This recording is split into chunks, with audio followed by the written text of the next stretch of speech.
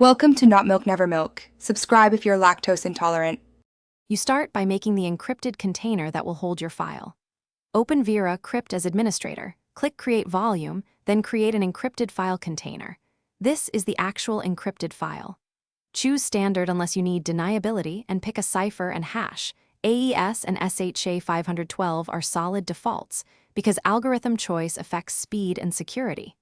Once done, specify container location and size, then format method. Make sure to use a unique, descriptive file name so you recognize. Once the container exists, you mount it like a virtual drive to place your files inside. Select an unused drive letter, click Select File, choose your container, then mount and enter the password or key file. The file system you choose at format time, NTFS for large files, XFAT for cross-platform, determines compatibility and limits. After it mounts, simply copy or move your sensitive files into that drive. Once copied, verify files open correctly to confirm no corruption before dismounting. Finish by securely locking the container. Close any files, then dismount the volume in Veracrypt to encrypt and hide the data again. Back up your password and any key file in a secure place. Use a password manager or offline vault, because losing them means losing access.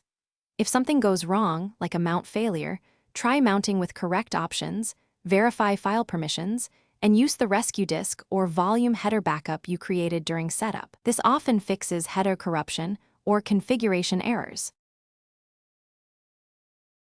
Thanks for watching. If this was helpful, leave a like and consider subscribing. See you next time.